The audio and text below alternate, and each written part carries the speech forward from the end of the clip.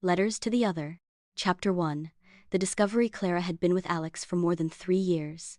She met him at university and they fell in love at first sight. He was perfect, kind, attentive, handsome Poe, and she felt like the love of her life. But, lately, something didn't fit. She knew it. The silent phone, the long working hours, the mysterious absences. But what tortured her most, it was doubt. One afternoon, while Alex was taking a shower, Clara checked his desk. She didn't do it out of distrust, but because something in her stomach was asking for answers. There, among papers and receipts, found something he never imagined, a letter, handwritten, in a handwriting he didn't recognize. He opened it with trembling hands and read, "Dear Alex, every time I am with you, I feel that everything that I lived before you doesn't matter. But, as always, you ask me why I love you so much. Because, unintentionally, you turned me into the other, the one who waits for you in the shadows." The words hurt him, they tightened the knot in their throat. A lover? A shadow in his life?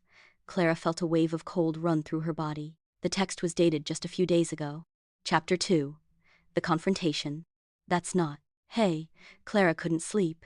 She got up several times, looked at the letter, read it again and again, trying to process what she had just discovered.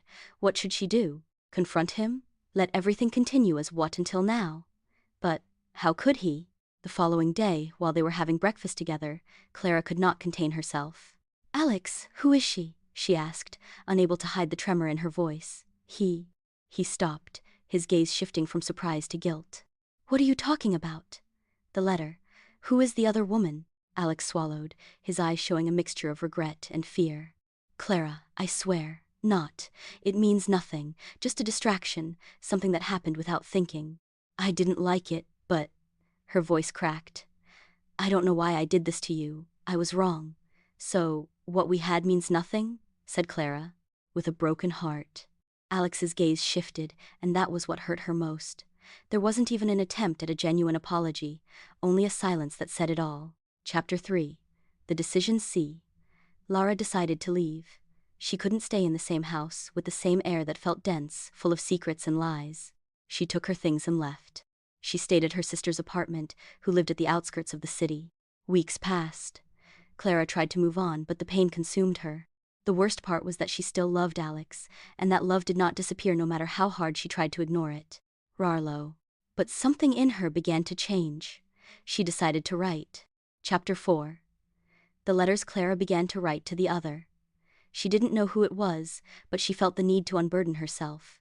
She didn't send to the letters, but she kept them in a drawer. Each letter revealed her pain, her confusion, and her desire to find answers. Her words were like a silent scream, a catharsis that helped her to heal little by little. "Dear, I don't know who you are. I don't know what you feel for him, but I do. I also thought I was the only one. Perhaps we are both just victims of the same lie. I loved him from a RMA that I cannot describe, but it seems that that was not the only way to love him. The sad thing is that now I don't even know who I am." One afternoon, after writing another letter, Clara was surprised he saw an envelope on his desk.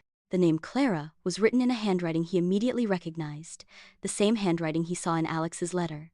Inside, there was a letter. The letter, he said, "I don't know what happened between us, nor do I know if we could still fix it. But if you ever felt what I did, then you know how difficult it is to let go of a love. I only hope that, someday, I can. To be more than the other for someone." Signed L. Chapter 5. The Reunion. The reunion happened a month later, in a cafe where they used to go together. Alex sat opposite Clara, with the same look. Ada is always guilty, but with something more, genuine sadness. "I don't know what you want me to tell you, Clara," he said, while playing with his cup. "I made a mistake and I'm sorry, but I also recognize that I purdy. What we have is real, but I don't know if it's enough. I don't know if I deserve a second chance." Clara looked at him for a long time, her feelings mixed. The letter from the other resonated in her mind, and although the pain was still there, something had changed. She knew she couldn't continue clinging to someone who hadn't valued her.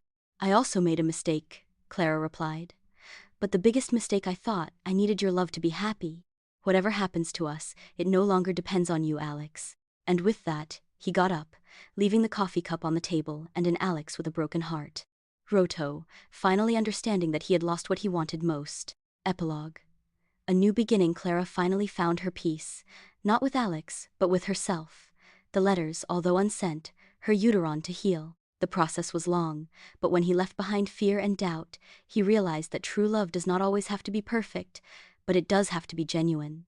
1 year later, yes, Clara moved to another city, opened her own clothing store, and, although she still received letters from Alex from time to time, she no longer felt anything when reading them. Now she knew that true love begins or to love oneself. End.